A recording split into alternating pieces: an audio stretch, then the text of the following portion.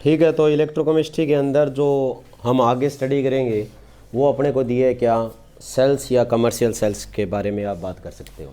ठीक है, तो जो सेल है उसकी हम बात करेंगे, यानी जो घरों में हम यूज़ करते हैं ना, चाहे वो कोई टॉर्च के लिए हो, चाहे किसी रिमोट के लिए हो, और चाहे वॉच के लिए हो, या कोई जो ईयर बैंड वगैरह जो हम यूज़ करते हैं उनके अंदर हो। ठीक है, तो जो सेल है, सेल का जो मेन बेस है वो क्या है। कोई भी जो सेल होता है ना, उसके अंदर उसका जो बेसिस बनाती है वो क्या बनाती है, जो बेसिस है इसका वो क्या है, रिडॉक्स रिएक्शन है। जो स्पॉन्टेनियस रिडॉक्स रिएक्शन चलेगी और उसी रिएक्शन का हमने यूज़ करके क्या है, केमिकल एनर्जी को इलेक्ट्रिकल एनर्जी के अंदर कन्वर्ट कर लेते हैं। ठीक है, तो यानी एक तरह से इलेक्ट्रोकेमिकल सेल जो है उनका हम यूज़ करते हैं किसके सोर्स में, इलेक्ट्रिसिटी के सोर्स के रूप में। ठीक है, तो सभी जो इलेक्ट्रोकेमिकल सेल्स हैं उनका तो हम यूज़ कर नहीं सकते, बट कुछ एक सेल्स होती है उनको हम यानी यूज़ कर सकते हैं। तो सबसे पहले बात आती है कि सेल, और सेल के बाद में हम बात करते हैं बैटरी की। ठीक है, तो बैटरी क्या होती है, ये कह रहा है कि जब इस टाइप के जो सेल, यानी जो इलेक्ट्रोकेमिकल सेल आपने बनाए, यानी कोई भी जो सेल इस तरह के, जब क्या है एक नंबर ऑफ सेल्स को, मतलब काफ़ी सेल्स को आप क्या कर देते हो, सीरीज़ में कनेक्ट कर देते हो, तो आपको क्या मिलेगी, एक बैटरी मिलेगी। ठीक है, तो हम कह सकते हैं कि जो नंबर ऑफ सेल्स जो क्या है connected in series is form the basis of battery. ठीक है, कई बार एक सिंगल सेल को भी हम क्या है एक बैटरी के रूप में यूज़ करते हैं, ज़रूरी नहीं है कि वहाँ पे नंबर ऑफ सेल्स प्रेजेंट हो, एक सिंगल सेल भी हो सकता है। ठीक है, तो हम सेल्स के अंदर देखेंगे तो सेल्स का क्लासिफिकेशन किया गया है, जो अपने को इसके टाइप्स दे रखे हैं। ठीक है, तो यहाँ पे अपने को 3 टाइप्स के सेल्स दिए हुए हैं। नंबर फर्स्ट जो है वो होता है प्राइमरी सेल्स। ठीक है, नंबर सेकंड में है सेकेंडरी सेल, और नंबर थर्ड जो है वो आते हैं फ्यूल सेल। ठीक है, ये 3 टाइप्स के अपने को सेल दिए हुए हैं। ठीक है, तो जो प्राइमरी सेल्स होते हैं वो कौन से सेल हैं, यानी इस टाइप के सेल जिसमें जो रिडॉक्स रिएक्शन होगी ओनली 1 टाइम होगी। ठीक है, जिनको आप ओनली 1 टाइम ही यूज़ कर सकते हो, एक बार उनको यूज़ करने के बाद उनको दोबारा रिचार्ज नहीं किया जा सकता। मतलब यानी हम कह सकते हैं ओनली जो यूज्ड वंस, एक बार ही आप उसका यूज़ कर सकते हो। ठीक है, और डिड नॉट या डोंट कुछ भी कह सकते हो, रिचार्जेबल। ठीक है, इनको आप रिचार्ज नहीं कर सकते, तो उनको हम बोलेंगे प्राइमरी सेल। तो प्राइमरी सेल के अंदर जो हम यहाँ पे स्टडी करेंगे वो होगा, एक होगा ड्राई सेल। ठीक है, और दूसरा जो होगा वो होगा मरकरी सेल। ठीक है, तो हमारे सिलेबस में ये 2 सेल प्राइमरी सेल दिए हुए हैं। ठीक है, उसके बाद दिया सेकेंडरी सेल। सेकेंडरी सेल यहाँ पे इसने बताया कि ये इस टाइप के सेल होते हैं जिनको एक बार यूज़ करने के बाद दोबारा यूज़ किया जा सकता है। ठीक है, क्योंकि ये क्या होते हैं, रिचार्जेबल होते हैं, यानी इनको आप दोबारा रिचार्ज कर सकते हो। ठीक है, तो उनको हम क्या बोलेंगे, सेकेंडरी सेल। मतलब ये क्या होते हैं, रिचार्जेबल होते हैं। ठीक है, और क्या कह सकते हैं, यानी कितने टाइम इसको आप यूज़ कर सकते हो, यूज्ड मैनी टाइम्स, यानी इनको आप क्या कर सकते हो, कई बार इनको यूज़ कर सकते हो। ठीक है, जब तक ये कंप्लीट डेड ना हो जाए, इनको रिचार्ज करते रहोगे तो इनको यूज़ करते रहोगे। ठीक है, जो थर्ड टाइप का जो सेल अपने को दिया है वो दिया है फ्यूल सेल। फ्यूल सेल कौन से होते हैं, नाम से ही पता चल रहा है ना, फ्यूल। ठीक है, जिसमें क्या करेंगे, फ्यूल सेल इस टाइप का सेल होता है जिसके अंदर कुछ एक फ्यूल जैसे कि हाइड्रोजन हो गई, कार्बन मोनोऑक्साइड या मीथेन गैस दे रखी है। ठीक है, उनका जब हम कंबशन करेंगे तो जो कंबशन के दौरान जो एनर्जी रिलीज होती है उसी एनर्जी को डायरेक्टली किस में कन्वर्ट किया जाता है, इलेक्ट्रिकल एनर्जी के अंदर। ठीक है, तो जो कंबशन के दौरान, ठीक है, जो हीट या एनर्जी रिलीज होगी, ठीक है, तो वो एनर्जी जो है वो डायरेक्टली किस में कन्वर्ट की जाएगी, इलेक्ट्रिकल एनर्जी के अंदर। ठीक है, जो कंबशन में जो एनर्जी रिलीज होगी, हीट रिलीज होगी, उसी एनर्जी को इलेक्ट्रिकल एनर्जी में कन्वर्ट करने के लिए जिस टाइप के सेल का यूज़ किया जाता है उसको बोला जाता है फ्यूल सेल। ठीक है, तो यहाँ पे जो हम स्टडी करेंगे वो फ्यूल सेल है हाइड्रोजन ऑक्सीजन फ्यूल सेल। ठीक है। तो ये 3 टाइप्स के सेल अब हम डिटेल से स्टडी करेंगे, ठीक है, क्योंकि इनमें से एक टाइप का कोई ना कोई सेल पूछ लिया जाता है। जिस टाइप से मैं यहाँ बताऊँ वैसे ही अटेम्प्ट करना है आपको, ठीक है। तो इसके अंदर देखो, जो फर्स्ट जो अपने को सेल दिया है वो हम पढ़ेंगे प्राइमरी सेल, ठीक है। और प्राइमरी सेल्स के अंदर हम स्टडी करेंगे सबसे पहले ड्राई सेल। क्या स्टडी करेंगे? ड्राई सेल, ठीक है। तो फर्स्ट सेल है अपना ड्राई सेल, जो रेडियो के अंदर सेल वगैरह डालते हैं ना, ठीक है। रेडियो के अंदर जो सेल डाले जाते हैं या रिमोट के अंदर जो सेल यूज़ करते हैं, ठीक है, तो वो किस में आते हैं? ड्राई सेल्स के अंदर आते हैं, ठीक है। तो जो ड्राई सेल है उसकी डायरेक्टली आपसे क्या पूछी जाती है? उसकी कंस्ट्रक्शन पूछी जाती है। तो देखो ड्राई सेल में क्या होगा, जो चीज़ें मैं बताऊं उसी तरह आपने करना है। एक तो ये कंटेनर होगा जो किसका होगा? जिंक का होगा, ठीक है। और इसके सेंटर के अंदर एक ग्रेफाइट की रोड वो प्रेजेंट होती है। देखा है ना, सेल को तोड़ते हैं तो एक रोड सी निकलती है कार्बन की, ठीक है। तो वो क्या होती है? ग्रेफाइट या कार्बन रोड आप कह सकते हो, ठीक है। और इन दोनों रोड्स को एक पार्टीशन के द्वारा सेपरेट किया जाता है इस तरह, ठीक है। इस तरह पार्टीशन दे रखा है। वैसे पार्टीशन नहीं है, यहाँ पे अलग अलग मिक्सचर है जो एक दूसरे के कांटेक्ट में ना आए, ठीक है। तो यहाँ पे इसने बताया है कि अगर आप ड्राई सेल को स्टडी करो तो ये क्या होता है? ली क्लेंची सेल की एक कम्पैक्ट फॉर्म है। आपसे ये भी कह सकते हैं ड्राई सेल की बजाय ये सेल बनाओ, ठीक है। तो जो ड्राई सेल होता है ना, या कोई भी जो सेल आप पढ़ोगे तो उनके अंदर आपको मेन फोकस रखना है कि एनोड किसकी होगी। आप ऐसे जैसे मैं लिख रहा हूँ वैसे ही अटेम्प्ट करना होता है, ठीक है। तो जो ड्राई सेल होता है आप लिखोगे उसमें जो एनोड की फॉर्म में कौन काम करेगा? जो जिंक कंटेनर है आप लिखोगे zinc container act as a anode, ठीक है। और कैथोड कौन सी होगी? तो आप लिखोगे कि जो ग्रेफाइट रोड्स होती है या कार्बन रोड है, ठीक है, उसको मेंशन करोगे, वो किसकी फॉर्म में काम करेगी? Act as a cathode. Clear है, ठीक है। उसके बाद जो आपने ध्यान रखना है कि जो जिंक कंटेनर होता है, ठीक है, ये क्या होता है? जो इलेक्ट्रोलाइट अपने को दिए हुआ है किसका? अमोनियम क्लोराइड, ठीक है, प्लस में जिंक क्लोराइड के पेस्ट के कांटेक्ट में होगा।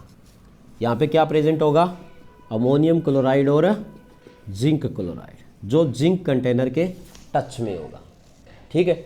जबकि जो ग्रेफाइट रोड है ये अंदर वाली, ठीक है, जो ग्रेफाइट रोड होगी वो किस पेस्ट के कांटेक्ट में होगी? वो होगी मैग्नीज ऑक्साइड प्लस में कार्बन के, ठीक है।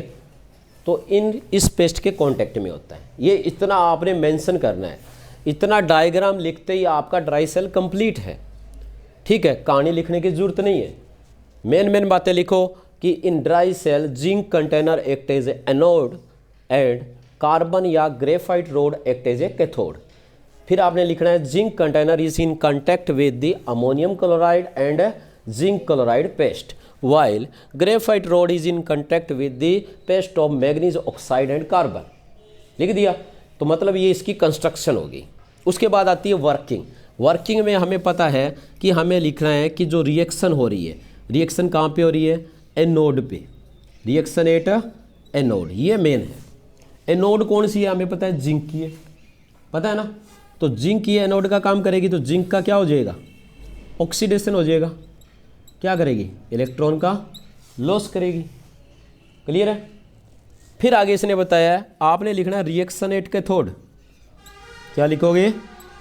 Reaction at cathode. कैथोड कौन सी है?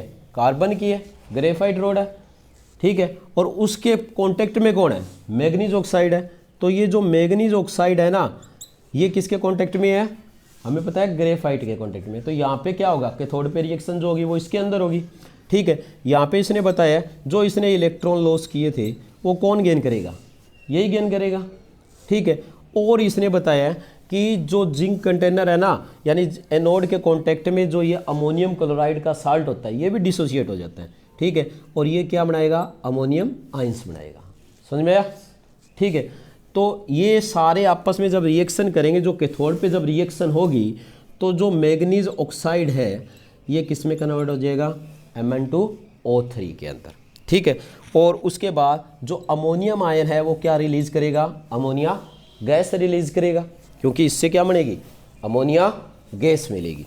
और यहाँ पे हमें पता है हाइड्रोजन और ऑक्सीजन दोनों प्रेजेंट होने के कारण क्या मिल जाएगा, H2O मिल जाएगा। क्लियर हुआ।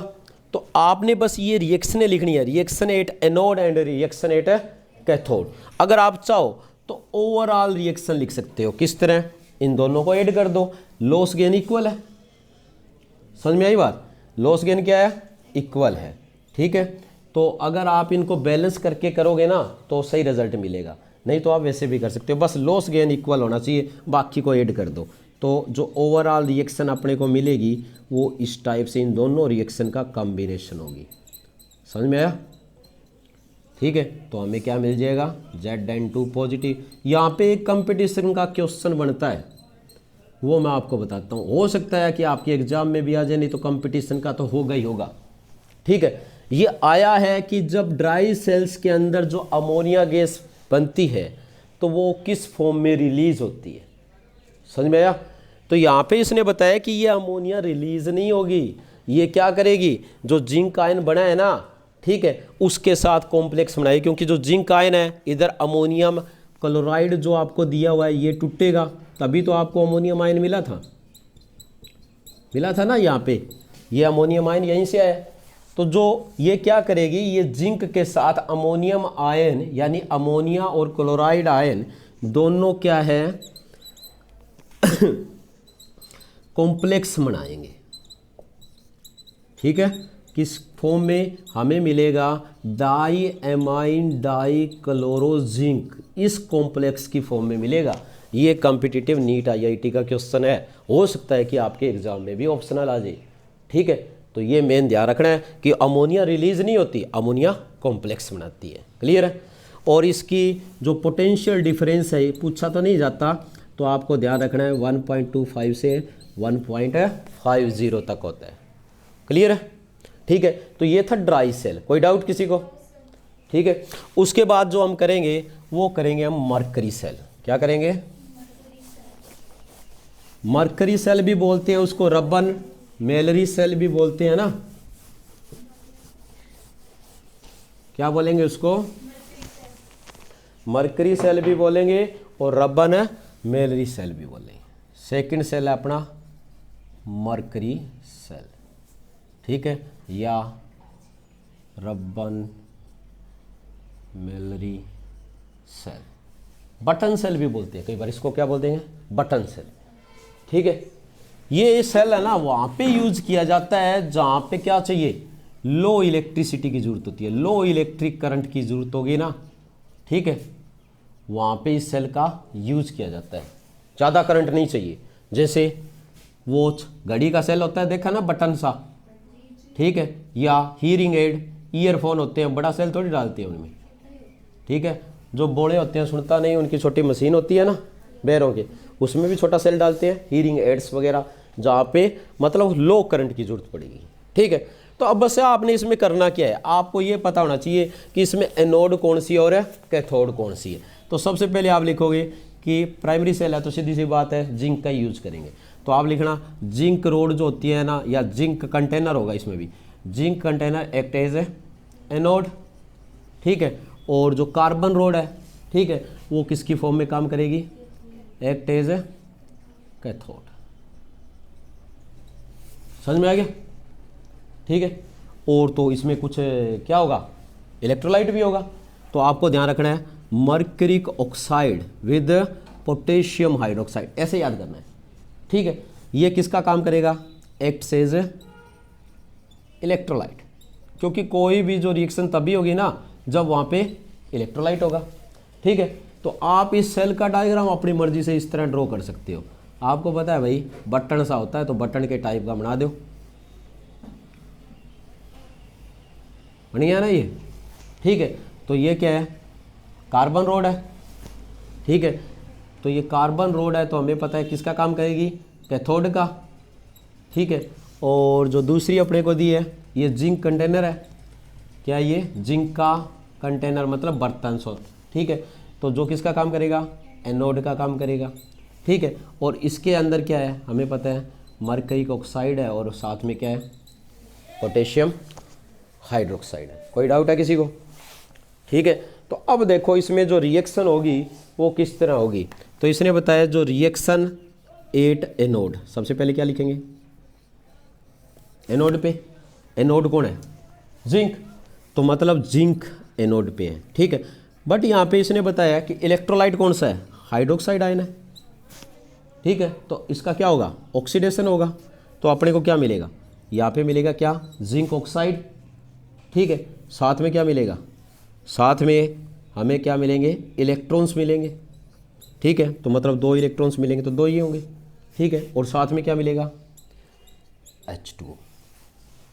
ठीक है, तो जिंक का क्या होगा, ऑक्सीडेशन। जिंक ने क्या किए, इलेक्ट्रॉन लॉस किए।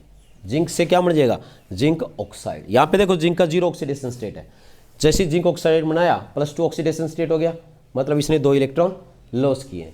और ये हाइड्रोक्साइड कहाँ से आया, हमें पता है पोटेशियम हाइड्रोक्साइड हमने डाला है।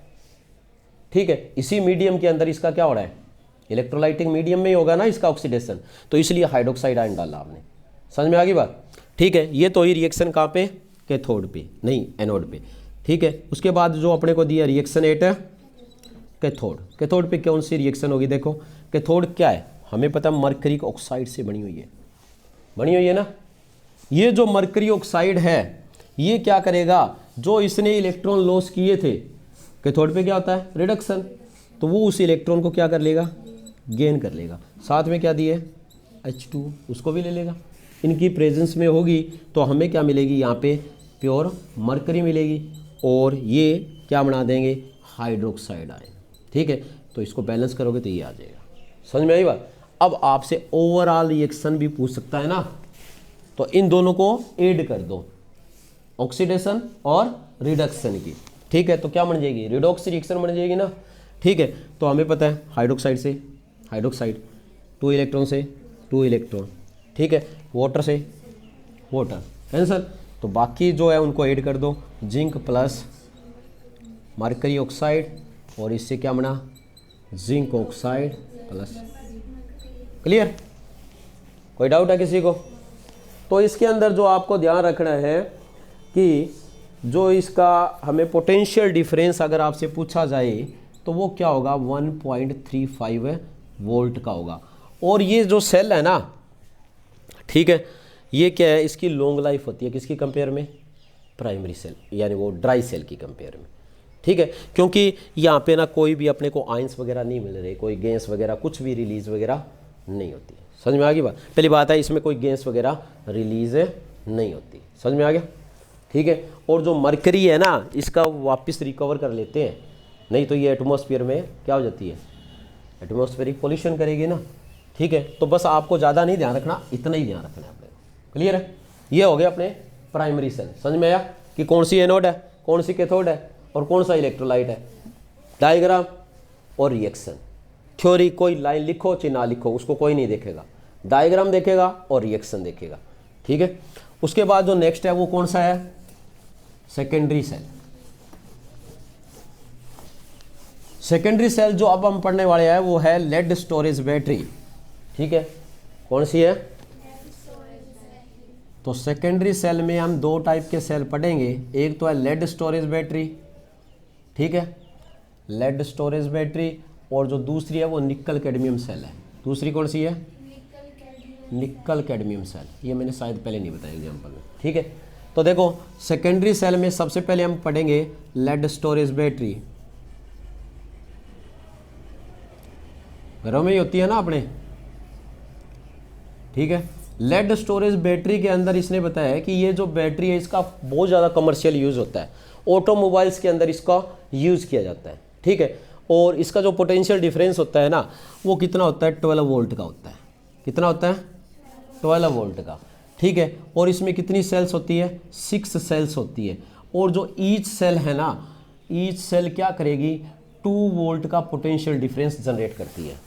ठीक है, समझ में आई बात? तो हमें जो समझना है ना, पहले जो अपने को ये ध्यान रखना है कि इसमें एनोड कौन सी है भाई, तो हमें ध्यान रखना है कि इसमें क्या है कि जो एक लेड का ग्रिड होता है, मतलब एक प्लेट सी होती है, उसमें क्या है, जो लेड को पाउडर फॉर्म के अंदर फिलअप कर दिया जाता है। ठीक है, तो यानी आप कह सकते हो जो एनोड होगी वो किसकी होगी, लेड की होगी।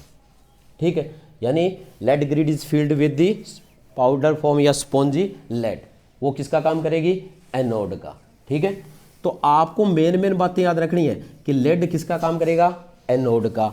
और जो अगर हम बात करें तो जो अपने को क्या दिया हुआ है, लेड ऑक्साइड दिए, क्या दिए, लेड ऑक्साइड, वो भी क्या है, लेड ग्रिड के अंदर दूसरी प्लेट में लेड ऑक्साइड भरा जाता है, जो किसका काम करेगा, कैथोड का काम करेगा।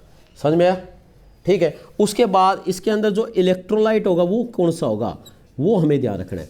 इलेक्ट्रोलाइट के अंदर इसने बताया कि जो 38% बाई मास, ये इतना पूछा गया अकेला ऑप्शनल क्वेश्चन में।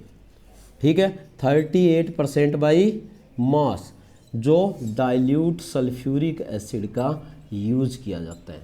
ठीक है, और या आप कह सकते हो उसकी जो डेंसिटी होती है वो 1.30 ग्राम पर क्यूब सेंटीमीटर होती है। ठीक है, यहाँ से क्वेश्चन आता है, चाहे कंपटीशन दो चाहे बोर्ड के एग्जाम दो। ठीक है, पूछा जाएगा कि लेड स्टोरेज बैटरी के अंदर सल्फ्यूरिक एसिड या इलेक्ट्रोलाइट की जो कंसंट्रेशन होती है वो कितनी होती है, या उसकी डेंसिटी कितनी होती है। क्लियर हुआ? तो देखो इसमें क्या है, यहाँ पे इसने बताया कि जो अपने को क्या देखिए लेड स्टोरेज बैटरी होती है, उसके अंदर इसने बताया कि अल्टरनेटिवली क्या होगी, जो एनोड और जो कैथोड है उसकी अरेंजमेंट की जाती है। ठीक है, ये मान लो मैंने लेफ्ट साइड में हम एनोड ही बनाते हैं। ठीक है, और एनोड पे कौन सा चार्ज होता है, नेगेटिव होता है। ठीक है, और राइट साइड में हम क्या बना रहे हैं, यहाँ पे कैथोड बना रहे हैं। तो आपको डायग्राम आना चाहिए इसका।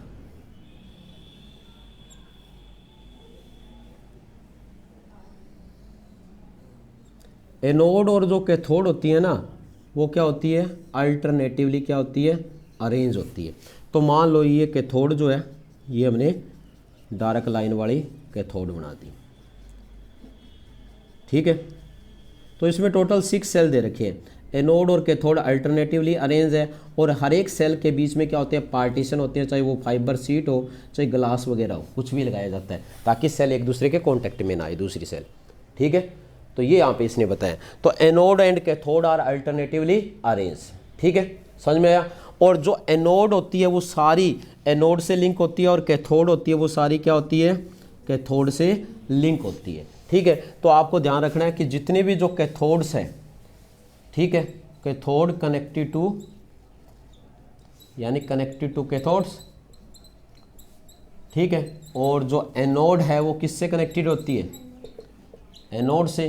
किस मैनर के अंदर, तो ये आपसे पूछा जा सकता है पैरेलल मैनर में।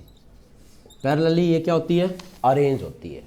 समझ में आया कि एनोड और कैथोड को हम क्या करते हैं, आपस में कनेक्ट कर देते हैं ताकि जो वोल्टेज है वो अपने को हाई मिले। 12 वोल्टेज यानी हाई वोल्टेज आउटपुट लेने के लिए जो एनोड और कैथोड जो है इनको आपस में तो पैरेलली कनेक्ट करते हैं। और वैसे पूरे सर्किट के अंदर जो ये एनोड और कैथोड्स जो हैं, यानी जो ऑल सेल्स है, यानी जो 6 सेल्स है, ठीक है, वो क्या होती है, connected in series. Connected in series, जब ये सीरीज में कनेक्ट की जाती है तो क्या होती है, हमें हाई वोल्टेज आउटपुट मिलेगी। ठीक है, जितनी भी जो सेल है उन सभी सेल्स का जो पोटेंशियल डिफरेंस है वो आपस में कंबाइन होकर हमें टोटल है पोटेंशियल डिफरेंस प्रोवाइड करेगा। समझ में आया? तो तभी हमें क्या मिलेगा, 12 वोल्ट का पोटेंशियल डिफरेंस मिलेगा। ये तो है इसकी कंस्ट्रक्शन वर्किंग, जिसके अंदर हमने देखा एनोड लेड की है, लेड ऑक्साइड कैथोड का काम कर रहा है। ठीक है, इलेक्ट्रोलाइट में डाइल्यूट सल्फ्यूरिक एसिड हमने ली है, और हमें पता है लेड स्टोरेज बैटरी में ये जो एनोड और कैथोड होती है ये क्या होती है, अल्टरनेटिवली क्या होती है, अरेंज होती है। समझ में आई बात? अब देखो इसमें रिएक्शन कैसे होगी जब आप इसको चार्ज करोगे या डिस्चार्ज करोगे, वो एग्जाम में पूछी जाती है। ठीक है, तो देखो ये डायग्राम नहीं डिलीट करेंगे, बाकी करते हैं। तो सबसे पहले हमें लिखना है कि ड्यूरिंग डिस्चार्जिंग, यानी जब बैटरी से करंट लिया जा रहा है, कोई एक्सटर्नल इलेक्ट्रिक सोर्स नहीं जोड़ा गया, मतलब बैटरी वर्किंग कर रही है, तो डिस्चार्जिंग के दौरान कौन सी रिएक्शन होने वाली है, ठीक है, ड्यूरिंग डिस्चार्जिंग। तो सबसे पहले हम लिखेंगे रिएक्शन एट एनोड। एनोड पे क्या होगा, एनोड किसकी बनी होती है, लेड की बनी होती है, और हमें पता है कि इसमें क्या है, सल्फ्यूरिक एसिड प्रेजेंट है। तो सल्फ्यूरिक एसिड एक है क्या है, इलेक्ट्रोलाइट है, तो वो किस में डिसोसिएट हो जाएगा, आयंस के अंदर डिसोसिएट हो जाएगा। समझ में आई बात। तो क्या होगा, जो लेड है यानी एनोड पे क्या होगा, ऑक्सीडेशन होगा। जैसे लेड सल्फेट आयन के कांटेक्ट में आती है तो उसका ऑक्सीडेशन स्टार्ट हो जाएगा, और ये क्या बनाएगी, लेड सल्फेट बनाएगी, और प्लस में क्या देगी, 2 इलेक्ट्रॉन देगी। कोई डाउट, ठीक है। फिर आगे इसने बताइए, तो ये रिएक्शन एट एनोड। फिर आपसे पूछा जाएगा रिएक्शन एट कैथोड, जो आपने लिखना है कि कैथोड पे कौन सी रिएक्शन होने वाली है, ठीक है। तो हमें पता है कैथोड का काम कौन कर रहा है, लेड ऑक्साइड कर रहा है, लेड ऑक्साइड कर रहा है ना। तो वहाँ पे क्या होगा, वहाँ पे जो इसने इलेक्ट्रॉन लॉस किए वो जाएंगे। वो कैथोड किसके टच में भी है, सल्फेट आयंस के टच में भी है ना। और इसका मतलब वहाँ पे इलेक्ट्रॉन लेने के लिए कौन आएगा, ये प्रोटॉन ही आएंगे, ठीक है। समझ में आई बात। जब ये आपस में यानी कैथोड पे जो रिएक्शन होगी तो उससे जो हमें प्रोडक्ट मिलेगा वो क्या मिलेगा, हमें पता है लेड है ना, ऑक्साइड लेड सल्फेट के अंदर कन्वर्ट हो जाएगा, ठीक है। और साथ में अपने को क्या मिलेगा, H2O मिलेगा। क्लियर। अब इस रिएक्शन को अगर आप बैलेंस करोगे तो यहाँ पे इसने बताया बस इतना सा लिखना है, ये रिएक्शन होगी बैलेंस। मतलब सेल काम कर रही है, यहाँ से लेड क्या हो रही है, ये जो लेड की जो एनोड अपने को दिए उसका ऑक्सीडेशन हो रहा है, मतलब डिजोल्व भी हो रही है एक तरह से, जबकि लेड सल्फेट कैथोड के ऊपर डिपॉजिट हो रहा है। तो लेड सल्फेट क्या होता है, सॉलिड होता है, ये कैथोड के ऊपर डिपॉजिट हो जाएगा, कब, डिस्चार्जिंग के दौरान। समझ में आई। तो इसमें ओवरऑल जब आप रिएक्शन लिखोगे तो क्या मिलेगी अपने को, हमें पता है भाई लॉस गेन क्या है, इक्वल है, ठीक है। बाकियों को ऐड कर दो, लेड प्लस लेड ऑक्साइड, ठीक है, और 2 सल्फेट, समझ में, और 4H पॉजिटिव, और क्या होगा 2 लेड सल्फेट प्लस में 2H2। तो ये है ओवरऑल रिएक्शन जो डिस्चार्जिंग के दौरान होती है। कोई डाउट है किसी को, ठीक है। अब देखो ये तो गया डिस्चार्जिंग के दौरान, रिचार्जिंग की इधर ही लिख दे, ठीक है। तो अब बैटरी को हम करेंगे चार्ज। बैटरी को चार्ज करने की जरूरत कब पड़ती है, तो हमें पता है इसके अंदर ये क्या 38% है, यानी 1.30 ग्राम पर क्यूब सेंटीमीटर डेंसिटी के साथ है। समझ में आया। तो हमें पता है जैसे सेल काम कर रहा है वैसे वैसे सल्फ्यूरिक एसिड की कंसंट्रेशन, सल्फ्यूरिक एसिड यूज हो रहा है ना रिएक्शन में, इलेक्ट्रोलाइट यूज हो रहा है, डिसोसिएट हो रहा है, तो उसकी जो डेंसिटी है ना, जैसे ही क्या आ जाएगी डाउन, 120 ग्राम पर क्यूब सेंटीमीटर से डेंसिटी क्या हो जाएगी, कम हो जाएगी, ठीक है। तो यहाँ पे इसने बताया है कि जैसे ही ये डेंसिटी क्या हो जाती है, कम हो जाती है 120 क्यूब सेंटीमीटर से, ठीक है, तो सेल जो है वो काम करना बंद कर देगा, ठीक है। तो उस टाइम हमें इसकी रिचार्जिंग की जरूरत पड़ेगी। तो उस दौरान क्या है, ये जो लेड स्टोरेज बैटरी है ये किसका काम करेगी, एक तरह से इलेक्ट्रोलाइटिक सेल की तरह बिहेव करेगी। पहले किसकी तरह बिहेव कर रही थी, इलेक्ट्रोकेमिकल सेल। यहाँ पे किसकी तरह बिहेव कर रही है, किसकी तरह बिहेव कर रही है, इलेक्ट्रोकेमिकल सेल, क्योंकि केमिकल एनर्जी से इलेक्ट्रिकल एनर्जी बन रही है। अब आप उसको रिचार्ज कर रहे हो, रिचार्ज करोगे तो वो इलेक्ट्रोलाइटिक सेल की तरह बिहेव करेगी। तो रिएक्शन वैसे ही होगी, बट ध्यान रखना है कि जो रिएक्शन पहले एनोड पे हो रही थी अब कहाँ पे होगी, कैथोड पे। जहाँ पहले ऑक्सीडेशन हो रहा था अब वहाँ पे क्या होगा, रिडक्शन होगा, उल्टा हो जाएगा, सारी रिएक्शन क्या हो जाएगी, रिवर्स हो जाएगी। समझ में आया। तो अब हम क्या करें भाई, हमें लिखना है ना सबसे पहले रिएक्शन एट एनोड, एनोड पे लिखते हैं, ठीक है। पहले हम लॉस कराएंगे, ठीक है। तो जो कैथोड पे हो रही थी वो होगी ना एनोड पे, बट उल्टी होगी, एक याद होनी चाहिए, अब अपोजिट डायरेक्शन में होगी। इस रिएक्शन को उल्टा लिख दो, जो यहाँ पे लिखी है ना। अगर आपको चार्जिंग क्या आती है, हमें पता है कि अब क्या होगा, जो एनोड थी वो कैथोड का काम करेगी, और कैथोड एनोड का, क्योंकि हमें पता है कैथोड पे पहले लेड सल्फेट डिपॉजिट हो रहा था, अब वही टूटेगा। तो तभी हम क्या लिख रहे हैं कि जो लेड सल्फेट जो अपने को दिया है PbSO4 दिया है ना, यही रिएक्शन, ठीक है, प्लस 2H2O, ये किस में टूट जाएगा, ये टूटेगा लेड में, लेड ऑक्साइड में, ठीक है, ये इधर वाली सारी लिखनी है, 2 सल्फेट में, ठीक है, और 4H पॉजिटिव में, और 2 इलेक्ट्रॉन दे दिया ना, इलेक्ट्रॉन का लॉस हो रहा है, समझ में आई, रिएक्शन एट एनोड। फिर आप क्या लिखोगे, जो दिया है वो क्या है, रिएक्शन एट कैथोड, जो एनोड पे हो रही है बट अपोजिट डायरेक्शन में, कौन सी, ये, क्योंकि हमें पता है यहाँ पे क्या होगा, अब गेन होगा इलेक्ट्रॉन का, तो ये लेड सल्फेट जो अपने को दिया है, ये मैंने बैलेंस करके लिख दिया कि वैसे एक ही आना चाहिए था ना, ठीक है, ये लेड सल्फेट है, ये क्या करेगा, इलेक्ट्रॉन गेन करेगा, ठीक है, और क्या बनाएगा, हमें पता है लेड बनाएगा और सल्फेट आयंस बनाएगा, समझ में आई बात। तो ये होगी रिचार्जिंग की, आपसे एग्जाम में डायरेक्टली पूछा जाता है कि write the recharging reaction of lead and storage battery, कर लोगे, इसको ऐड तो कर लोगे, हमें पता है 2 इलेक्ट्रॉन से 2 कैंसल, तो इधर वाला जोड़ दो, 2 लेड सल्फेट हो गया, 2H2 हो गया, ठीक है, उसके बाद हमें पता है क्या मिलेगा, 2Pb, ठीक है, और क्या मिलेगा, PbO2, अरे कुछ उल्टा तो नहीं हुआ क्या, ठीक है, 1 मिनट रुको, ये सल्फेट आयंस हो गए कितने, 3, और क्या है 4H पॉजिटिव, ठीक है, तो यहाँ पे जो अपने को दिया था, ठीक है, वो तो सही बन रहा है, PbSO4 यहाँ पे लेड नहीं बन रहा ना, यहाँ पे हमने ये रिएक्शन गलत लिख दी क्या, हाँ ये तो जुड़ के ही आएगी, यहाँ पे लेड ही था अकेला,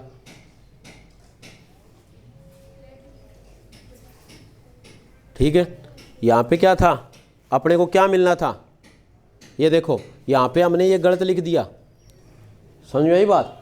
ये देखो रिएक्शन, इसको, इस रिएक्शन को कौन सी को लिखा था, इसको, रिएक्शन एट एनोड, मैंने कहा था ना इसको ऑपोजिट लिखना है, तो क्या बनेगा, लेड सल्फेट वाटर में जाके उसका ऑक्सीडेशन होगा, तो क्या देगा, lead oxide plus 2 electron plus sulphate और 4H पॉजिटिव, यही देंगे, ठीक है, तो वो नहीं आएगा Pb यहाँ पे, ठीक है, तो एक सिंगल है लेड ही आएगा ना, समझ में आई बात।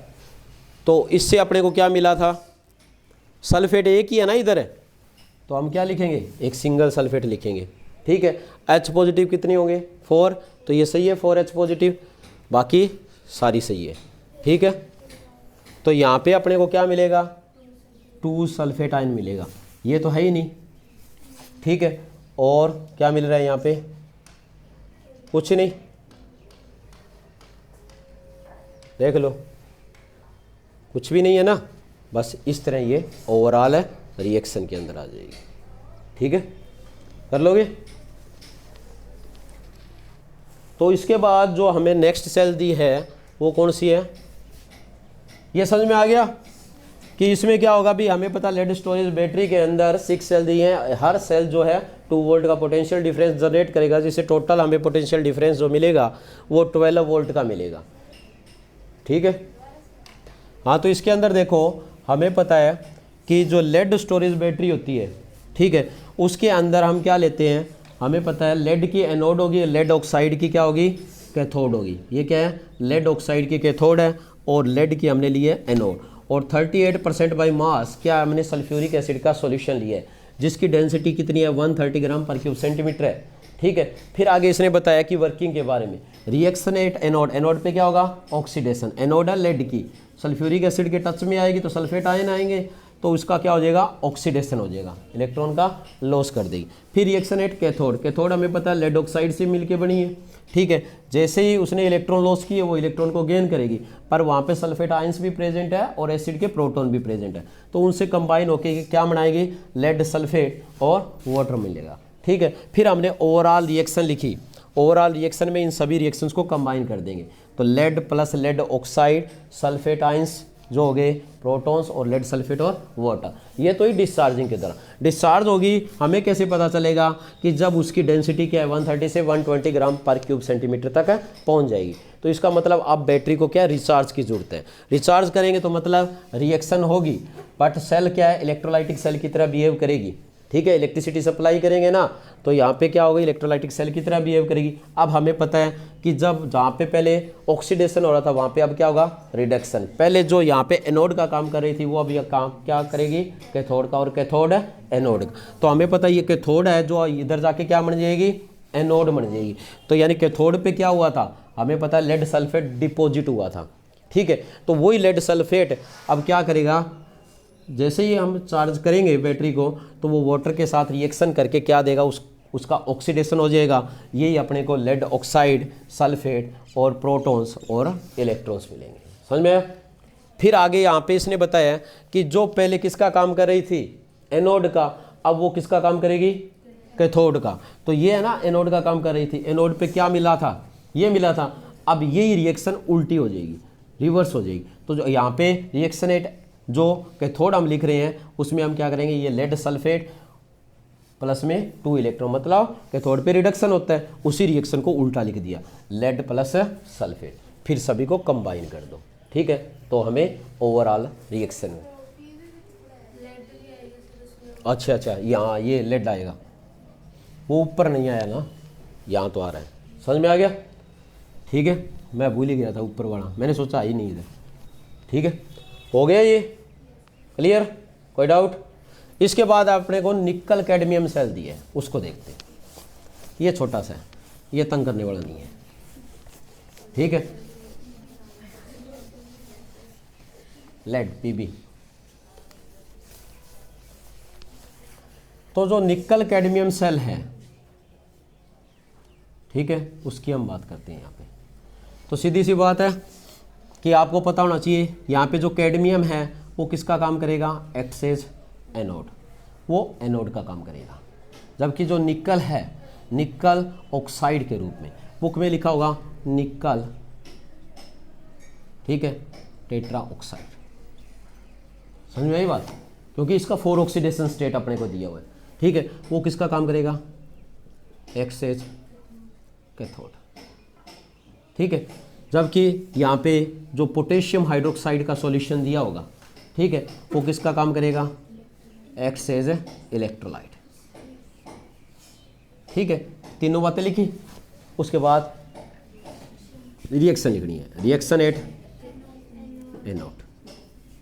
एनोड पे क्या होता है ऑक्सीडेशन। ठीक है, तो हमें पता है कौन सा है कैडमियम। कैडमियम किसके टच में आएगा, जैसे ही हमने कोई बेस डाला इलेक्ट्रोलाइट है उसके टच में आएगा। ठीक है, तो क्या बना देगा कैडमियम हाइड्रोक्साइड, क्या बना देगा साथ में 2 इलेक्ट्रॉन का लॉस करेगा। तो बैलेंस करोगे तो ये आ जाएगा। समझ में आई बात। ठीक है, फिर आप लिखोगे रिएक्शन एट कैथोड। ठीक है, तो कैथोड में क्या होगा भाई रिडक्शन होगा। तो जो इसने इलेक्ट्रॉन लॉस किए हैं उसको कौन ले लेगा निकल। निकल क्या करेगा उन इलेक्ट्रॉन को गेन कर लेगा। ठीक है, और साथ में क्या है यहाँ पे वाटर भी तो है, एक्वा सॉल्यूशन है। क्या दिया है एक्वा से सॉल्यूशन दिया हुआ है। तो यहाँ पे अपने को क्या मिलेगा निकल हाइड्रोक्साइड। ठीक है, क्या मिलेगा निकल हाइड्रोक्साइड प्लस ये मिल जाएगा। ठीक है, इसको बैलेंस करोगे तो क्या आ गया कितने हो गए 2 इधर आ जाएंगे। ठीक है, और यहाँ पे 2 आ जाएंगे। समझ में आई। ठीक है, फिर आप ओवरऑल रिएक्शन लिख सकते हो। Overall loss gain equal hydroxide से कैंसल। तो ओवरऑल रिएक्शन में आप लिखोगे क्या कैडमियम प्लस निकल ऑक्साइड प्लस 2H2O, तो कैडमियम हाइड्रोक्साइड प्लस निकल। ठीक है, समझ में आया इस तरह। तो ये इस तरह हो जाएगा, कर लोगे। तो ये हो गया निकल कैडमियम सेल। ठीक है, तो उसके बाद जो नेक्स्ट सेल अपने को दिया है ठीक है तो नेक्स्ट सेल, इसका पोटेंशियल डिफरेंस होता है भाई 1.4 वोल्ट, ठीक है, अगर पूछा जाए। उसके बाद जो नेक्स्ट यानी लास्ट सेल अपने को जो दिया है वो क्या दिया है, फ्यूल सेल दिया हुआ है। क्या दिया हुआ है,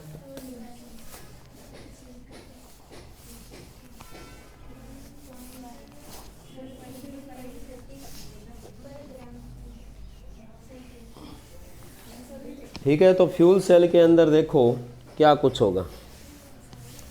हमें पता है कि फ्यूल सेल किसको बोलेंगे, फ्यूल सेल वो सेल होते हैं जो कुछ एक फ्यूल जैसे कि हाइड्रोजन है, कार्बन मोनो है, मीथेन है, उनके कंबशन से यानी फ्यूल्स से, फ्यूल के कंबशन से क्या होगा, फ्यूल के कंबशन से जो एनर्जी रिलीज होती है, ठीक है, उससे क्या बनाए, इलेक्ट्रिकल एनर्जी प्रोड्यूस करे, तो उसको हम क्या बोलेंगे, फ्यूल सेल बोलेंगे, ठीक है।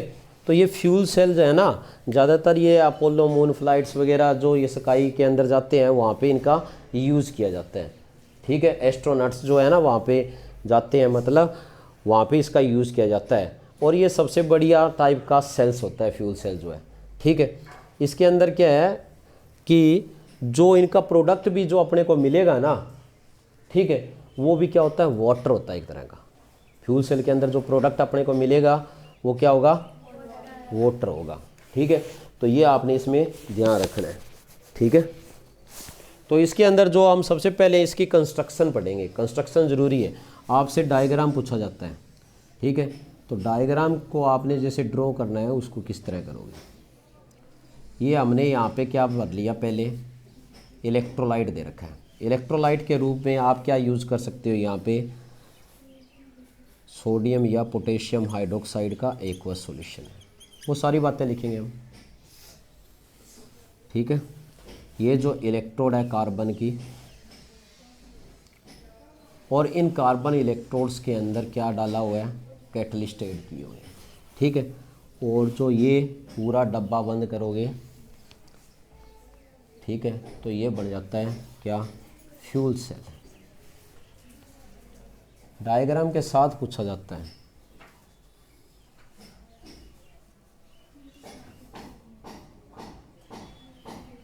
ठीक है। तो यहाँ पे इसने बताया कि फ्यूल सेल की अगर आप कंस्ट्रक्शन पढ़ो तो इसके अंदर आपने ध्यान रखना है कि जो कार्बन इलेक्ट्रोड्स होती है, कार्बन इलेक्ट्रोड्स किसका काम करेगी, यहाँ पे इसने बताया जो एनोड और कैथोड का काम करेगी, ठीक है। और ये जो कार्बन इलेक्ट्रोड होती है ये क्या होती है, पोरस कार्बन इलेक्ट्रोड होती है, जिसमें क्या है कुछ कैटलिस्ट यूज़ किए जाते हैं, चाहे वो प्लेटिनम दिया हो, पैलेडियम दिया हो या सिल्वर जैसे कैटलिस्ट का यूज़ किया जाता है, ठीक है। फिर आगे इसने बताया इसमें क्या किया जाता है, इसमें हमें पता है इलेक्ट्रोड तो वो हो गई, कंसनट्रेटेड सॉल्यूशन जो होगा सोडियम या पोटेशियम हाइड्रोक्साइड का, वो किसका काम करेगा, इलेक्ट्रोलाइट का। तो इलेक्ट्रोलाइट की तरह कौन बिहेव करेगा, concentrated aqueous solution of sodium या पोटेशियम हाइड्रोक्साइड। क्लियर हुआ इतना। तो इसकी वर्किंग के अंदर क्या दिया, ये कह रहा है कि जो हाइड्रोजन और ऑक्सीजन गैस को हम क्या करेंगे, जो ये अपने को क्या दे रखा है, जो सेल दे रखा है, जैसे हाइड्रोजन और ऑक्सीजन की सप्लाई करेंगे, ठीक है, पोरस कार्बन इलेक्ट्रोड्स से, ठीक है। और जिन पोरस कार्बन इलेक्ट्रोड्स के बीच में क्या फिलअप किया हुआ है, ये सोडियम और पोटेशियम हाइड्रोक्साइड का सॉल्यूशन फिलअप किया गया है। तो जो कुछ रिएक्शनें होंगी कहाँ पे, एनोड पे, और कुछ रिएक्शन कहाँ पे होगी, कैथोड पे।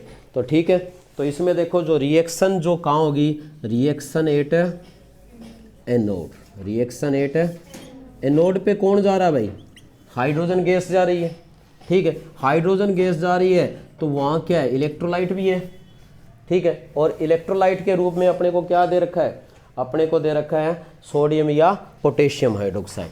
तो ये क्या करेगी, इन्हीं इलेक्ट्रॉन इलेक्ट्रोलाइट में जैसे जाएगी ये क्या करेगी, इलेक्ट्रॉन क्या कर लेगी, लॉस करेगी, ठीक है।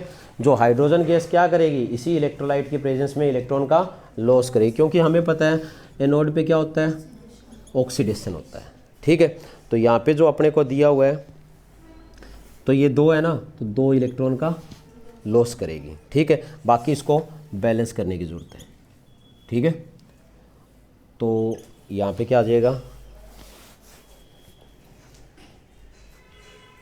कितने हैं, ठीक है, ये हो जाएगा। फिर आगे दिए रिएक्शन एट कैथोड। कैथोड पे क्या होगा हमें पता है, कैथोड इधर वाली जो अपने को दी है ये क्या है, कैथोड है, और इधर क्या दिए है, एनोड है, ठीक है।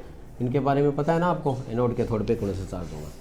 तो कैथोड पे क्या होगा, जो ये ऑक्सीजन है जो उसने इलेक्ट्रॉन लॉस किए हैं, उन्हीं इलेक्ट्रॉन्स को ये क्या करेगी, गेन करेगी, किसकी प्रेजेंस में, वाटर की प्रेजेंस में, ठीक है। और क्या बनाएगी, हाइड्रोक्साइड आयंस बनाएगी। समझ में आ गया, ठीक है, कोई डाउट। तो यहाँ पे आप देख रहे हो, तो यहाँ पे जो अपने को क्या लेना पड़ेगा, यहाँ पे ऑक्सीजन और निकलनी चाहिए थी ना। तो ये आपको क्या है, ओवरऑल रिएक्शन के अंदर मिलेगा। जब आपको कुछ भी याद ना रहे, ठीक है, कुछ भी याद ना रहे यानी इस तरह का, तो आप सीधी रिएक्शन लिख दो कि हाइड्रोजन और ऑक्सीजन जो रिएक्शन करके क्या बना रहे हैं, H2O बना रहे हैं, क्योंकि ओवरऑल रिएक्शन के अंदर यही चीज़ आनी है। समझ में आया, ठीक है। तो ये इस तरह से अपने को क्या दिया हुआ है, फ्यूल सेल दिया हुआ है, ठीक है। तो इसको अगर आपको बैलेंस करना है तो ये लॉस गेन भी तो इक्वल करने पड़ेंगे ना।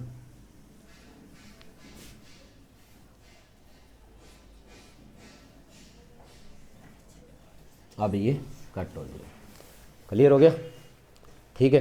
तो अब देखो जो ये फ्यूल सेल होता है ना, इस फ्यूल सेल के अंदर देखो हमने पढ़ा कि इसके अंदर क्या है, फ्यूल के कंबशन से क्या इलेक्ट्रिकल एनर्जी प्रोड्यूस की जाती है, ठीक है। पोरस कार्बन इलेक्ट्रोड को हम क्या है यूज़ करते हैं, जिसके अंदर कुछ एक है सूटेबल कैटलिस्ट का यूज़ किया जाता है, ठीक है। हाइड्रोजन और ऑक्सीजन गैस को हम क्या है, एक्वस सॉल्यूशन होगा सोडियम या पोटेशियम हाइड्रोक्साइड का, उसके अंदर से उसको पास किया जाता है, उसकी बबलिंग की जाती है। जैसे उसके बुलबुले बनेंगे वहाँ पे पास होंगे, तो जो रिएक्शन होगी एनोड पे क्या होगा, ऑक्सीडेशन, और कैथोड पे क्या होगा, रिडक्शन होगा, ठीक है। बस ये इतनी रिएक्शन लिखनी है। लास्ट में आप ये सीधी रिएक्शन लिख देना कि इसमें क्या है, जो प्रोडक्ट होगा वो क्या होगा, वाटर मॉलिक्यूल होगा, जो कि प्योर वाटर होगा। इसलिए जो एस्ट्रोनॉट्स है वो ड्रिंकिंग पर्पज़ में इनका यूज़ करते हैं। जैसे ऊपर जाती है ना फ्लाइट वगैरह, तो वहाँ पे इन सेल का यूज़ किया जाता है। और इस सेल का फ़ायदा क्या है, सेल ये क्या है, अगर इसमें फ्यूल की सप्लाई करते रहो कंटिन्यू, तो ये लगातार चलता रहेगा, ये डेड नहीं होगा, ठीक है। और दूसरी, इस फ्यूल सेल्स की जो एफिशिएंसी होती है वो क्या होती है, हाई होती है। हाई क्या होती है इसकी, एफिशिएंसी, मतलब क्षमता काफ़ी होती है इसकी। ये जो थर्मल प्लांट होते हैं ना, उनकी कंपेयर में ज़्यादा इलेक्ट्रिकल एनर्जी प्रोड्यूस करते हैं। ये लगभग 60 to 70% प्रैक्टिकली जो क्या है इसकी एफिशिएंसी होती है। वैसे थ्योरेटिकली कहते हैं 100% ये पूरी जो एनर्जी है ना वो इलेक्ट्रिसिटी में कन्वर्ट कर देगा, बट प्रैक्टिकली क्या है, लगभग 70% अपने को मिलती है, ठीक है। तो कई बार यहाँ पे थर्मोडायनामिक एफिशिएंसी का पूछ लिया जाता है। ये जो ईटा दे रखा है ना, ये थर्मोडायनामिक एफिशिएंसी को रिप्रेजेंट करेगा, ठीक है। तो ये इलेक्ट्रोकेमिकल सेल होती है, जितनी वो एनर्जी रिलीज करेगा उसको गिब्स एनर्जी में बोलेंगे, फ्री एनर्जी बोलेंगे ना। और यहाँ पे क्या आ जाएगी, डेल्टा एच, जो कंबशन से हीट रिलीज हो रही है। तो ये इतना लिख के आप चाहो तो ये फार्मूला लिख के आप लगभग लिख सकते हो 95% थर्मोडायनामिक जो आपको एफिशिएंसी मिलेगी। कई बार ये क्वेश्चन आया है कि थर्मोडायनामिक एफिशिएंसी के लिए कौन सा फार्मूला करेक्ट है, ठीक है, इसलिए मैंने यहाँ पे लिखा है। ये क्या है, थर्मोडायनामिक एफिशिएंसी। हो गया, कर लोगे फ्यूल सेल। और देखो फ्यूल सेल जो बनाना है ना वो बहुत मुश्किल है। क्यों है, फ्यूल सेल बनाना क्या है, मुश्किल है। क्यों, क्योंकि एक तो आप देख रहे हो यहाँ पे गैस भी है, यहाँ लिक्विड भी है, और यहाँ पे सॉलिड भी है, जो कैटलिस्ट वगैरह है, इलेक्ट्रोड है। तो इन तीनों स्टेज को बनाए रखना क्या है, मुश्किल होता है, ठीक है। और दूसरा इसने बताया जो आपने इलेक्ट्रोलाइट यूज़ किया, ठीक है, यहाँ पे वाटर मिल रहा है, समझ में आई बात। तो जो इलेक्ट्रोलाइट आपने यूज़ किए हैं वो कोरोजिव नेचर के होते हैं, तो वो सेल को गड़ा भी सकते हैं। तीसरा, ये जो कैटलिस्ट आपने डाले हैं ये क्या है, बहुत ज़्यादा महंगे होते हैं, कई बार पूछ ले, ठीक है। तो मतलब जैसे प्लेटिनम है, सिल्वर है, ये क्या होते हैं, महंगे होते हैं ना, हाईली कॉस्टली होते हैं, ठीक है। तो ये हो गया अपना सेल तक। उसके बाद जो अपना लास्ट टॉपिक बचता है वो है कोरोजन। ठीक है, वो आया है कोरोजन। 5 मार्क्स में क्वेश्चन आया था, किसी ने नहीं सोचा होगा इलेक्ट्रोकेमिस्ट्री जब पढ़ी होगी कि कोरोजन का भी क्वेश्चन आ सकता है। ठीक है, तो देखो कोरोजन का हम पढ़ेंगे। अब कोरोजन में आई थी इलेक्ट्रोकेमिकल थ्योरी ऑफ कोरोजन। ठीक है, ये आया था 5 मार्क्स के अंदर क्वेश्चन, जो आपको एक्सप्लेन करना था। ठीक है, तो इसके अंदर देखो क्या दिया हुआ है। कोरोजन हिंदी में क्या कहते हैं? संक्षारण या जंग लगना ना। ये कह रहा है कि नेचर के अंदर जितने भी जो मेटल प्रेजेंट होते हैं वो क्या है, अपने ओर्स के या मिनरल्स की फॉर्म में मिलेंगे, और आपने क्या किया, उस मेटल को उस ओर से अलग कर लिया। ठीक है, गोल्ड सीधा मिल जाता है, लोहा सीधा नहीं मिलता, हेमेटाइट मैग्नेटाइट इस तरह इनकी फॉर्म में मिलता है। ठीक है, तो ये कह रहा है कि जो मेटल का आपने एक्सट्रैक्शन किया है उसके ओर से, तो वो आपको प्योर मेटल मिल रहा है। वो मेटल क्या है, वापस क्या अपनी उसी फॉर्म में बदलने की कोशिश करेगा, क्योंकि जो नेचर है ना वो उसको कभी फ्री स्टेट में रहने के देगी नहीं। ठीक है, तो जो ये कोरोजन है ये क्या होता है कि कोई भी जो मेटल जब क्या करता है, एटमॉस्फेयर के कांटेक्ट में आएगा, तो एटमॉस्फेयर के अंदर क्या है, जैसे मॉइस्चर है, वो मॉइस्चर है ना, ऑक्सीजन है, कार्बन डाइऑक्साइड है, सल्फर है, इन सभी के साथ रिएक्शन करके इनके कोरस्पॉन्डिंग कंपाउंड बनाने स्टार्ट कर देगा। ठीक है, तो जिससे क्या होगा, मेटल का क्या हो जाएगा, डिग्रेडेशन स्टार्ट हो जाता है। तो उसी प्रोसेस को हम क्या बोलेंगे, कोरोजन बोलेंगे। समझ में आया? तो कोरोजन की डेफिनेशन तो आपको आती होगी कि द डिग्रेडेशन ऑफ द या deterioration of the outer surface of the metal when it come in contact with the air और moisture result in the formation of compound like sulphide, sulphate, carbonate etcetera. ठीक है, is known as corrosion. Clear है? ठीक है, तो corrosion को समझने के लिए हम क्या एक्सप्लेन करते हैं यहाँ पे, इलेक्ट्रोकेमिकल थ्योरी या mechanism of corrosion, electrochemical theory of corrosion.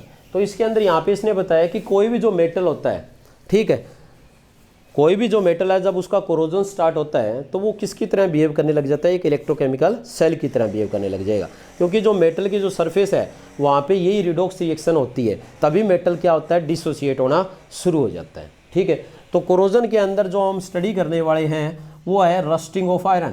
क्या दिया है? Rusting of iron. ये हमारे पास कॉमन एग्जाम्पल है। ठीक है, आयरन की जो रस्टिंग फॉर्म होती है उसमें आयरन किस फॉर्म में प्रेजेंट होगा, हाइड्रेटेड फेरिक ऑक्साइड की प्रेजेंट फॉर्म में प्रेजेंट होगा। ये अब देखो कैसे बनता है, इसको हम स्टडी करने वाले हैं। ठीक है, तो ये हम मैकेनिज्म स्टडी करेंगे। तो उसको स्टडी करने से पहले आप सिंपल से इसको समझो।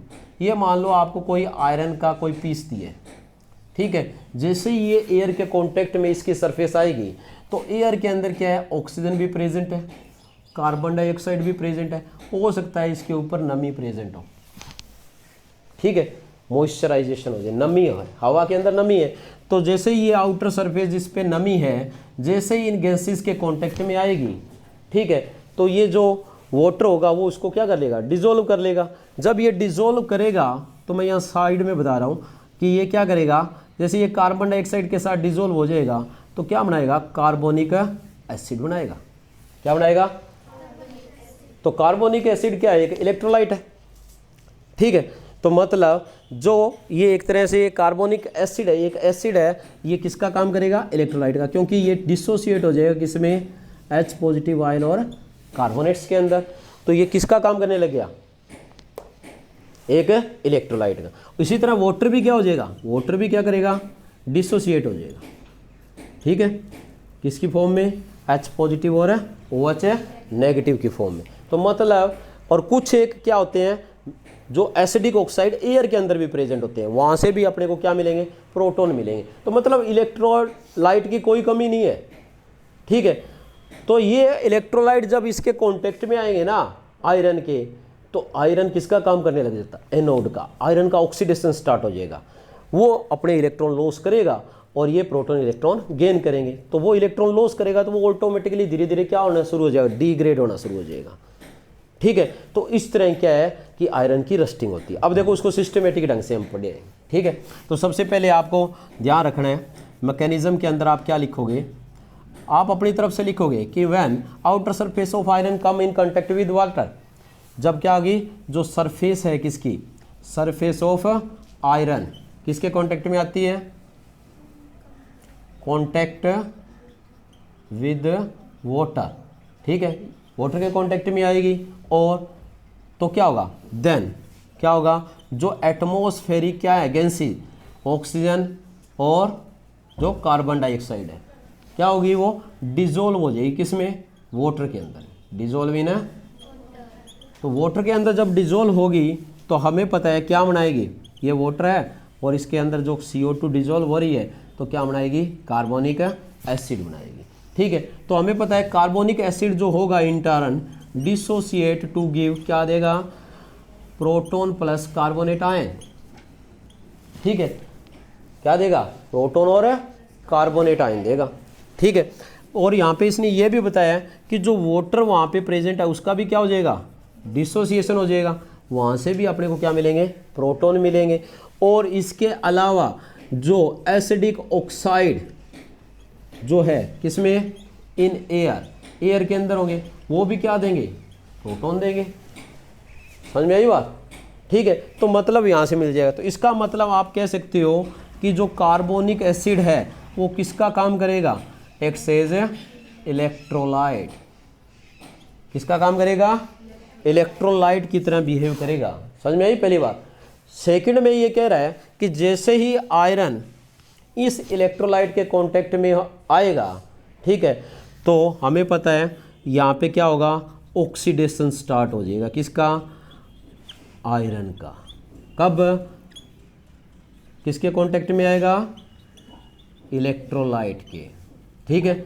इलेक्ट्रोलाइट लिख लो या वाटर और CO2 लिख लो, ठीक है, वाटर प्लस CO2 इनके कांटेक्ट में आएगा। तो आयरन का जब ऑक्सीडेशन होगा तो ये Fe से क्या बनाएगा, Fe2 पॉजिटिव प्लस 2 इलेक्ट्रॉन। तो मतलब ये साइट जहाँ पे आयरन का ऑक्सीडेशन हो रहा है, इलेक्ट्रॉन लॉस कर रहा है, तो ये जो साइट होगी वो किसकी तरह बिहेव करेगी, एक्ट एज एनोड की तरह बिहेव करेगी। समझ में आ गया। अब यहाँ पे इसने बताया कि जो आयरन था उसने इलेक्ट्रॉन लॉस कर दिए, पर वहाँ कोई इलेक्ट्रॉन गेन करने वाला भी तो होगा ना। तो इसने बताया कि जैसे ही यह इलेक्ट्रॉन का लॉस करता है, ठीक है, तो वहाँ पे कौन प्रेजेंट होते हैं, हाइड्रोजन आयंस प्रेजेंट होते हैं, यही प्रोटॉन्स प्रेजेंट है ना। ये क्या करेंगे, इलेक्ट्रॉन गेन कर लेंगे और क्या बनाएंगे, एटॉमिक हाइड्रोजन बनाएंगे। समझ में आई बात। और ये जो एटॉमिक हाइड्रोजन है ना, ये क्या करेगी, जो वहाँ पे हो सकता है कि ऑक्सीजन वाटर में डिजोल्व हो या एयर के अंदर जो ऑक्सीजन है उसके साथ रिएक्शन करके क्या बनाएगी, H2O बनाएगी। ऑक्सीजन से रिएक्शन करके क्या बनाएगी, H2O बनाएगी। समझ में आ गया इस तरफ। तो यहाँ पे हम देख रहे हैं, तो इसको आप बैलेंस भी कर सकते हो ना, ठीक है, ये अपने को मिलेगी। तो ये हमारे पास जो इक्वेशन है, ये दोनों तो एक ही टाइप की रिएक्शन होगी, क्योंकि ये इसने एटॉमिक हाइड्रोजन बनी है और वो ऑक्सीजन में डिसॉल्व होगी, तो एक ही बात होगी, ठीक है। तो इसमें देखो ये जो रिएक्शन जहां पे होगी वो साइट किसका काम करेगी, एक्ट एज कैथोड का काम करेगी, ठीक है। तो आप क्या करोगे, इस रिएक्शन को ऊपर वाली को 4 से मल्टीप्लाई कर दो, किसको, ऊपर वाली को, ताकि क्या हो जाए, इन दोनों को हम ऐड कर दें। इसको हमने 4 से मल्टीप्लाई किया, ठीक है, तो क्या मिलेगा, 4H पॉजिटिव प्लस 4 इलेक्ट्रॉन से क्या मिलेगा, 4H। अब इन दोनों को जोड़ दो, जो ताकि रिएक्शन एट अपने को कहाँ पे मिल जाए, कैथोड पे मिल जाए, ठीक है। तो ये जो अपने को मिलेगी, तो हमें पता है 4H से 4H गायब, ठीक है, और तो कुछ है ही नहीं, ठीक है। तो ये मिल गया अपने को 4H positive plus O2 plus 4 electron और ये 2H2। अब देखो यहाँ पे गेन कितने का हो रहा है, 4 इलेक्ट्रॉन का, जबकि लॉस कितने का हो रहा है, 2 इलेक्ट्रॉन का। तो इसको 2 से मल्टीप्लाई कर दो, समझ में आया। तो ये आ जाएगा 2Fe plus 2Fe 2 positive plus 4 electron. तो ये इक्वेशन अपनी फर्स्ट मिल गई और ये क्या मिल गई, सेकंड। अब इन दोनों इक्वेशन को जोड़ दो तो क्या बन जाएगी, रिडॉक्स रिएक्शन बनेगी। ठीक है, ऊपर से साफ कर देना। तो यहाँ पे इसने लिखा है कि combining equation first and second, तो हमें पता है फर्स्ट में क्या है 2Fe प्लस नहीं 2Fe से क्या मिल रहा है 2Fe 2 पॉजिटिव प्लस 4 इलेक्ट्रॉन्स मिल रहे हैं, और नीचे क्या मिल रहा है 4H positive plus O2 plus 4 electron से मिला 2H2O। ठीक है, तो ये हमें पता है ये कहाँ पे रिएक्शन एनोड पे, और ये कहाँ पे है कैथोड पे है। तो दोनों को अगर आप जोड़ोगे तो ओवरऑल रिएक्शन मिल जाएगी। क्या मिलेगी? तो जो ओवरऑल रिएक्शन है उसमें आप क्या लिखोगे 2Fe 4H positive plus O2 से क्या मिला, समझ में आया? तो इस तरह ये आयरन से फेरस आयन मिल जाता है। फिर आगे यहाँ पे इसने बताया कि ये जो फेरस आयन होता है क्या होगा, ये जो फेरस आयन जो वहाँ पे क्या है प्रेजेंट है, ये क्या करेगा जो डिजोल्व ऑक्सीजन है, ठीक है, उसी डिजोल्व ऑक्सीजन के साथ क्या करेगा फिर रिएक्शन करेगा। ऑक्सीजन है, डिजोल्व किसके अंदर है, वाटर के अंदर। ठीक है, ये फेरस आयन क्या करेगा डिजोल्व ऑक्सीजन के साथ रिएक्शन करके क्या बनाएगा, फेरिक ऑक्साइड बनाएगा। ठीक है, और साथ में प्रोटॉन देगा। ठीक है, यहाँ मिलेगा अपने को क्या फेरिक ऑक्साइड, और ये फेरिक ऑक्साइड जो है बाद में क्या करेगा हाइड्रेशन हो जाएगा, और हमें क्या मिलेगी रस्ट मिलेगी। क्या मिलेगी? रस्ट मिलेगी या रेस्ट मिलेगी। ठीक है, तो ये मिल गई रस्टिंग ऑफ आयरन। समझ में आया कि हमने क्या किया था, हमें पता है कि आयरन की सरफेस वाटर तो उसके ऊपर ही है, फिर हवा में ऑक्सीजन और कार्बन डाइऑक्साइड है, तो हमें पता है कि जो वाटर और कार्बन डाइऑक्साइड जुड़ के क्या बनाएंगे कार्बोनिक एसिड बनाएंगे। कार्बोनिक एसिड क्या हो गया डिसोसिएट हो गया H पॉजिटिव CO3 नेगेटिव के अंदर, तो ये किसका काम करेगा इलेक्ट्रोलाइट का काम करेगा। फिर आगे यहाँ पे इसने बताया जैसे ही इलेक्ट्रोलाइट आयरन के कांटेक्ट में आएगा तो आयरन का ऑक्सीडेशन हो जाएगा, तो आयरन से क्या बनाएगा फेरस आयन बनाएगा। समझ में आई इतनी बात। उधर यहाँ पे इसने बताया कि ये साइड एक एनोड का काम करेगी, दूसरी तरफ ये जो प्रोटॉन है जो बाकी बच गए कार्बोनिक एसिड से, वो क्या जो आयरन ने इलेक्ट्रॉन लॉस किए थे उसको गेन करने के लिए आयरन के कांटेक्ट में आएंगे। तो जो आयरन ने इलेक्ट्रॉन लॉस किए थे वो इनको गेन करके क्या बनाएंगे एटॉमिक हाइड्रोजन बनाएंगे। यही एटॉमिक हाइड्रोजन क्या करेगी जो ऑक्सीजन है उसके साथ रिएक्शन करके वाटर बनाएगी। ठीक है, तो फिर उसकी हमें साइड का पता चल गया कि जहाँ पे ये रिएक्शन होगी उस रिएक्शन उसको क्या बोलेंगे कैथोड बोलेंगे। फिर हमने क्या एनोड और कैथोड में लॉस गेन इक्वल करके दोनों रिएक्शन को कंबाइन करेंगे तो हमें मिलेगी ओवरऑल रिएक्शन।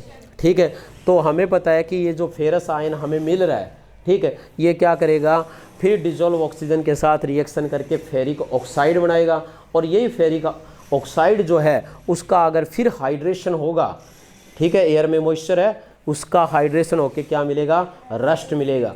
और ये रस्टिंग ऑफ आयरन या जो ये रस्ट है ये नॉन स्टिक की नेचर का होता है, जैसे ये बनेगा वैसे वैसे आयरन से सेपरेट होता रहेगा।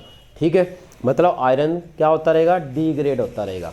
अब उसके बाद जो अपने को दिया है कि इस रस्टिंग ऑफ आयरन को प्रोटेक्ट कैसे करेंगे, ठीक है, तो वो देखो ये समझ में आ गया। तो ये रस्टिंग ऑफ आयरन तो आपने वैसे पढ़ा है, पर उसमें क्या है कुछ एक छोटी छोटी बातें। ठीक है, तो प्रिवेंशन किस तरह करेंगे, प्रोटेक्शन कैसे करेंगे। ठीक है, prevention of rusting of iron number first जो अपने को दिए वो क्या है बैरियर मेथड। क्या दिया है उसके अंदर आप क्या करोगे पेंट कर दो, कलर कर दो ना, ठीक है, या ऑयल या ग्रीस की लेयर चढ़ा दो। ऑयल या ग्रीस करने से क्या होगा जो आयरन की सरफेस है वो एयर से उसका कांटेक्ट है ख़त्म हो जाएगा। ठीक है, तो उसका ऑटोमेटिकली प्रोटेक्शन हो जाएगी। फिर आप क्या कर दो यहाँ पे सैक्रिफिशियल प्रोटेक्शन दे रखी है। ठीक है, तो जिसमें आप क्या पढ़ते हो गैल्वेनाइजेशन। ठीक है, गैल्वेनाइजेशन का मतलब पता है कि जो आयरन के आर्टिकल है, ठीक है, उसके ऊपर क्या है जिंक की लेयर चढ़ा दो। जिंक की कवरिंग जो चढ़ जाती है ना, covering of zinc on iron object, तो ये प्रोसेस होती है, उसको गैल्वेनाइजेशन बोलते हैं या टैनिंग, जिसमें टीन की लेयर चढ़ा देते हैं, ठीक है, या निकल क्रोमियम वगैरह की लेयर चढ़ा देते हैं, ठीक है। तो आयरन क्या डायरेक्ट एयर के कांटेक्ट में नहीं है। तो ये ध्यान रखना कि गैल्वेनाइजेशन की हुई कोई भी जो शीट होती है, ठीक है, तो उसके ऊपर जो उसकी प्रोटेक्शन की जो लेयर बनती है ना जिंक की, तो उसका फार्मूला क्या होता है, ये कंपटीशन का क्वेश्चन है, ठीक है। तो उसके ऊपर है जिंक हाइड्रोक्साइड और जिंक कार्बोनेट की लेयर प्रेजेंट होती है जब आयरन के ऊपर क्या होती है, जिंक की लेयरिंग की जाती है, ठीक है, गैल्वेनाइजेशन में। ये इंपॉर्टेंट क्वेश्चन था इसलिए मैंने आपको बताया। उसके बाद जो नेक्स्ट है वो है कैथोडिक प्रोटेक्शन, कैथोडिक, ठीक है। तो कैथोडिक प्रोटेक्शन में क्या करेंगे, जो आयरन ऑब्जेक्ट है ना वो किसका काम करेंगे, कैथोड का, क्योंकि कैथोड पे क्या होता है, रिडक्शन होता है। और जो क्या है एक्टिव मेटल है, कोई भी क्या दिया है, कोई भी एक्टिव मेटल्स है, ठीक है, जैसे जिंक है, मैग्नीशियम है, एल्यूमिनियम है, इनको क्या बना देंगे, एनोड बना देंगे, ठीक है। और इस कैथोड को हम क्या है डायरेक्टली या हम कह सकते हैं वायर के थ्रू क्या कर देंगे, क्या कर देंगे, इन एक्टिव मेटल से कनेक्ट कर देंगे, ठीक है। तो हमें पता है कि जैसे ही आयरन किसके कांटेक्ट में आएगा, कोई इलेक्ट्रोलाइट के, तो इस पे प्रोटॉन आएंगे, उनको क्या चाहिए, उनको इलेक्ट्रॉन चाहिए ना। यहाँ पे क्या आएगा, आयरन के कांटेक्ट में प्रोटॉन आएगा, उसको क्या चाहिए, इलेक्ट्रॉन। तो इलेक्ट्रॉन कौन देंगे, ये एक्टिव मेटल क्या देंगे, इलेक्ट्रॉन। जब तक ये एक्टिव मेटल प्रेजेंट है तब तक आयरन की रस्टिंग नहीं होगी, ठीक है। तो इस तरह इसको बोलते हैं कैथोडिक प्रोटेक्शन, ठीक है। तो कई बार ये क्वेश्चन पूछा जाता है कॉम्पिटिटिव में कि जो आयरन की जो पाइप्स वगैरह, ठीक है, सीवर या वाटर सप्लाई वगैरह के अंदर या कैनाल्स के अंदर कहीं भी जो बिछाई जाती है, तो उनके साथ कौन से मेटल यूज़ किए जाते हैं। तो पुराने टाइम में क्या है, मैग्नीशियम के पीस ऐड किए जाते थे, ठीक है। या आपके घरों में कोई जैसे कोई पाइप है वाटर की, ठीक है, तो उसको किससे कनेक्ट किया जाता था, मैग्नीशियम से, कोई वायर के थ्रू, ताकि उसके ऊपर मतलब कोई रस्टिंग ना हो, ठीक है। तो ये तो गया कैथोडिक प्रोटेक्शन। और लास्ट जो है अपने को दिए हैं वो दिए हैं कि एंटी रस्ट सॉल्यूशन, ये भी कंपटीशन का क्वेश्चन है, anti rust solution.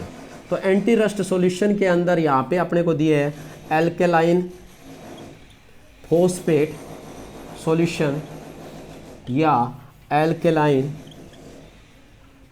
Chromate solution, समझ में आया। तो जो एल्केलाइन फॉस्फेट सॉल्यूशन होता है ना, जैसे ये आयरन आर्टिकल के कांटेक्ट में आएगा तो उसके ऊपर थिक एडेरेंट यानी एक मोटी कवरिंग बना लेता है, ठीक है, जो किसी में डिजोल्व नहीं होती, ठीक है। तो ये उसके ऊपर कवर बना लेगा तो मतलब उसकी रस्टिंग नहीं होगी। और जो कार रेडिएटर होता है उसमें वाटर डाला होता है ना, तो अगर वो अकेला वाटर होता तो वहाँ पे वो जो कार का इंजन का जो रेडिएटर है उसका क्रोजन हो जाता। तो उसमें क्या डाला जाता है, एल्केलाइन फॉस्फेट या एल्केलाइन क्रोमेट सॉल्यूशन डाले जाते हैं, ताकि उस इंजन को कोई भी मतलब क्रोजन वाली प्रॉब्लम क्रिएट ना हो, ठीक है। तो ये एंटी रस्ट सॉल्यूशन ये इंजन को प्रोटेक्ट करने के लिए ऐड किए जाते हैं। तो यहाँ पे होती है अपनी इलेक्ट्रोकेमिस्ट्री कंप्लीट, ठीक है। उम्मीद है सभी को समझ में आया होगा। Thank you.